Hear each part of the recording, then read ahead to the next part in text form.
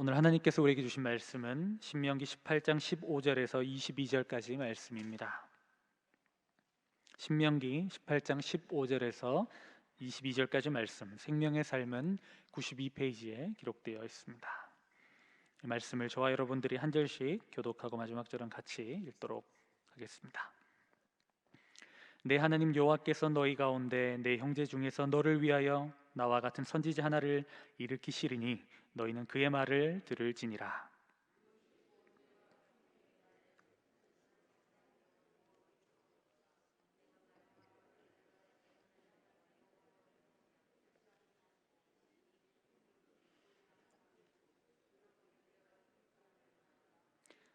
여호와께서 내게 이르시되 그들의 말이 옳도다.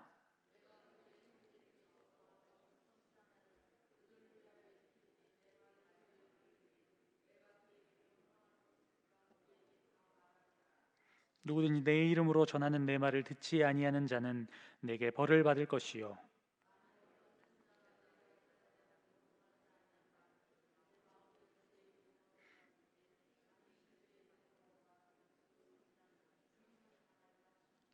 내가 마음속으로 이르기를 그 말이 여호와께서 이르신 말씀인지 우리가 어떻게 알리요 하리라. 만일 선지자가 있어 여호와의 이름으로 말한 일에 증언도 없고 성취함도 없으면 이는 여호와께서 말씀하신 것이 아니요 그 선지자가 제 마음대로 한 말이니 너는 그를 두려워하지 말지니라. 이 말씀은 살아계신 하나님의 말씀입니다. 아멘. 오늘도 이 하루의 첫 시간을 하나님께 나와 예배하는 모든 성도님들을 주님의 이름으로 환영하고 축복합니다.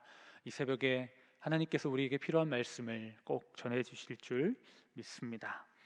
오늘 본문은 하나님께서 이스라엘 형제 중에 나와 같은 선지자 하나를 일으키실 것이다 라는 말씀으로 시작을 합니다. 여기서 나와 같은 선지자라는 것은 바로 모세를 말하는 것입니다. 하나님은 모세를 통해서 이스라엘 백성들에게 말씀하셨습니다. 그러나 처음부터 모세를 통해 말씀하신 것은 아니었습니다. 오늘의 16절과 17절을 보면 어떻게 해서 모세를 통해서 말씀하시게 되었는지 그 이유가 설명되어 있습니다. 여호와의 총회의 날에 이스라엘 백성들이 호렙산에서 하나님의 음성을 듣기 위해 모였습니다. 그곳에서 백성들은 큰 불을 보았고 하나님의 음성을 듣게 되는데 그들은 죽을 것만 같은 두려움을 그곳에서 느낍니다. 그래서 이스라엘 백성들은 모세에게 우리는 다시는 이런 큰 불을 보지 못하게 해주시고 하나님의 음성을 직접 듣지 않게 해달라고 그렇게 모세에게 중재를 요청합니다. 이 이스라엘의 요구에 대하여 하나님은 그들의 말이 옳다라고 생각하시며 더 이상 그들에게 직접 말씀하지 않으십니다. 그래서 하나님은 모세와 같은 선지자의 입에 하나님의 말씀을 두시고 모세는 또 선지자는 그 말씀을 이스라엘 백성들에게 전하게 됩니다. 이것이 바로 선지자의 역할입니다. 가나안 땅에 있었던 점쟁이와 같이 미래를 예측해 주는 것이 아니라 하나님의 말씀을 가감없이 전해주는 역할이 바로 선지자의 역할입니다. 예레미야의 모습을 한번 생각해 보십시오. 예레미야는 멸망을 예언했던 선지자입니다. 사람들이 듣기 싫어했던 메시지였죠. 그러나 그는 수많은 핍박 가운데서도 선지자였기 때문에 하나님의 말씀을 받은 자였기 때문에 가감없이 그 말씀을 전하고 그로 인해서 많은 어려움을 당하게 됩니다. 과연 누가 자신의 동포, 민족의 멸망을 선포하고 싶었겠습니까? 그러나 그는 하나님의 말씀을 받았기 때문에 그렇게 전했다라는 것입니다. 예레미야의 예와 같이 18절에 나와 있는 너와 같은 선지자는 모세 당대에만 유효한 말씀이 아니라 앞으로도 계속 유효한 말씀, 그런 약속이었습니다. 모세 당대에는 여호수아가 모세와 같은 선지자였고 후에는 이사야가 모세와 같은 또 예레미야가 모세와 같은 선지자라는 것입니다. 그리고 바로 예수님께서 그 선지자로 오신 분이셨습니다. 예수님께서 오병이의 기적을 행하시자 유대인들은 이는 참으로 세상에 오실 선지자라고 고백하였고, 베드로는 성전 미문에 앉아 걷지 못하는 사람을 예수님의 이름으로 고쳐주고 그런 이적을 행한 후에 모인 사람들에게 바로 예수님이 모세와 같은 선지자라고 선포하였습니다. 예수님은 바로 선지자 중에 선지자이셨습니다. 그분은 하나님의 뜻을 가장 잘 알았고 온전히 선포하신 분이었기 때문입니다. 그래서 우리는 예수님의 말씀을, 하나님의 말씀을 잘 따르고 순종해야 함을 기억해야 됩니다. 오늘도 이 새벽에 우리를 통해서 하나님께서 전해주시는 말씀을 우리는 온전히 순종하는 자가 되어야 될 줄 믿습니다. 19절 말씀에 누구든지 내 이름으로 전하는 내 말을 듣지 아니하는 자는 내게 벌을 받을 것이요 말씀하고 있습니다. 여기서 듣지 않는다라는 것은 하나님의 말씀을 단순히 듣는 것이 아니라 불순종했다라는 것을 포함하고 있는 것입니다. 그러니까 듣지 않았다라는 것은 순종하지 않았다라는 것을 말하는 것입니다. 오늘도 하나님께서 이 새벽에 말씀을 통해서 말씀하실 뿐만 아니라 삶의 순간순간 우리에게 다양한 방식으로 말씀하실 때 그때마다 하나님의 말씀, 하나님의 뜻에 순종하기로 결단하고 순종하는 우리 모두가 되어야 하겠습니다. 모세와 같이, 이렇게 예수님과 같이 하나님의 말씀을 온전히 선포하는 선지자만 있으면 얼마나 좋겠습니까? 그런데 예수님 당시에도 그렇고 지금 이 시대에도 어쩌면 하나님의 말씀이라고 말은 하지만 하나님의 뜻이 아니라 자기의 뜻을 말하는 거짓 선지자들이 참 많았다라는 것을 알 수 있습니다. 거짓 선지자는 하나님께서 명령하지 않은 말을 제 마음대로 전하거나 그리고 다른 신의 이름으로 말씀을 전하는 사람들을 말합니다. 그리고 그 성경은 그들의 끝을 분명히 말하고 있습니다. 뭐라고 말하고 있습니까? 그들은 죽임을 당하리라. 거짓 선지자의 끝은 분명합니다. 다시 한번 예레미야의 말씀을 생각해 보려고 합니다. 예레미야 28장에 보면 하나냐라는 거짓 선지자가 나옵니다. 그는 여호와의 성전에서 모든 사람이 보는 가운데 하나님께서 바벨론의 멍에를 꺾으셨다라고, 그리고 2년 만에 바벨론에서 돌아올 것이라고 그렇게 사람들에게 말합니다. 거짓 메시지였던 것이죠. 예루살렘 성전이 있는 한 절대 망하지 않는다라는 그런 의식을 가지고 있었던, 그런 믿음을 굳건히 갖고 있었던 이스라엘 백성들의 귀에는 그 말씀이 하나님의 말씀이 아니었으나 하나님의 말씀처럼 어쩌면 듣고 싶고 귀에 솔깃한 얘기였을 것입니다. 그렇게 이야기했던 하나냐의 끝이 어떻게 되었을까요? 17절에는, 마지막 절에는 이렇게 되어 있습니다. 선지자 하나냐가 그의 7째 달에 죽었더라. 신명기의 말씀대로 되는 것을 보게 됩니다. 지금 우리가 사는 세상도 사람들을 미혹해 하는 거짓 선지자와 같은 사람들이 참 많은 것 같습니다. 다른 사람들을 미혹하고 그릇된 길로 가게 하는 것 그 자체는 더 큰 죄인 것 같습니다. 영적이라는 이름으로 사람들을 미혹시키고 하나님이 아니라 자신을 섬기도록 하는 일들이 주변에 얼마나 많은지 모르겠습니다. 사람들의 마음에 심겨진 그 거짓된 메시지는 평안함이 아니라 두려운 마음을 주게 하고 그것으로 그 사람들을, 선량한 사람들을 이용하는 모습을 보면 화가 나기도 하고 너무나 답답한 마음을 경험하게 됩니다.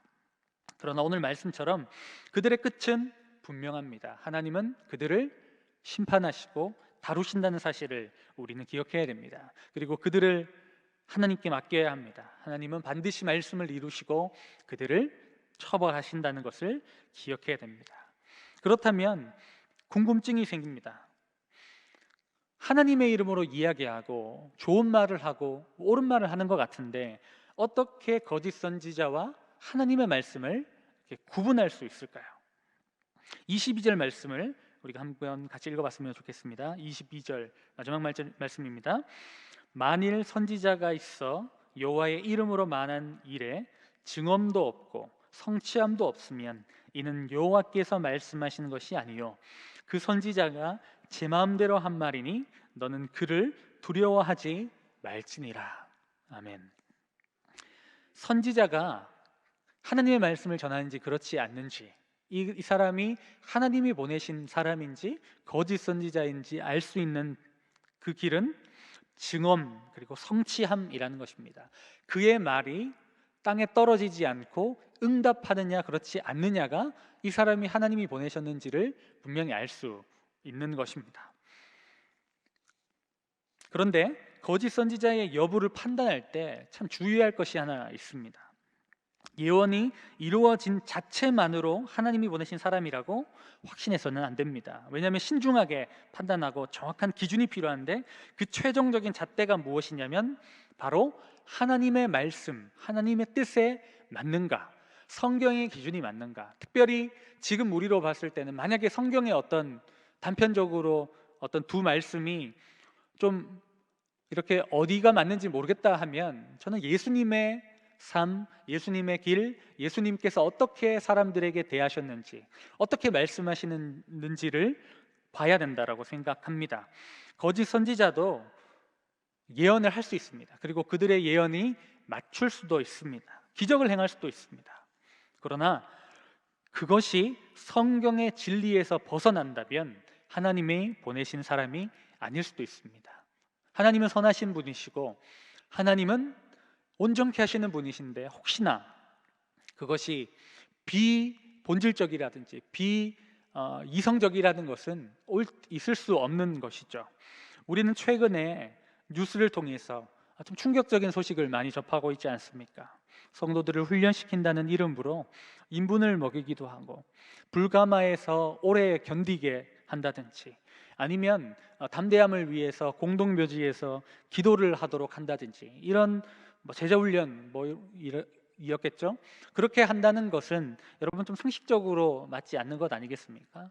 선하신 하나님께서 이것을 과연 요구하시는 게 맞을까? 우리가 말씀의 잣대, 예수님의 삶과 성품에 비교해 봤을 때 과연 그것이 옳은가 우리는 판단할 수 있을 것입니다. 질서의 하나님은 그렇게 비상식적인 일들을 우리에게 강요하지 않으실 것입니다.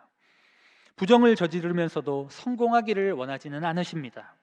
말씀이라는 기준, 우리가 그것은 항상 생각해야 될 것입니다.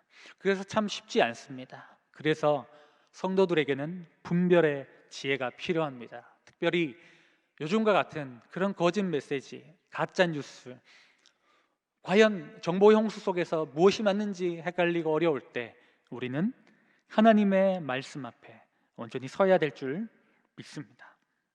그리고 다른 사람들의 말, 하나님께서 이미 성경을 통해서 다 말씀하셨고 다 예언하셨고 다 우리에게 필요한 것을 주셨기 때문에 성경만으로도 충분하기 때문에 누군가의 이런 말을 들어야 되지 않겠냐.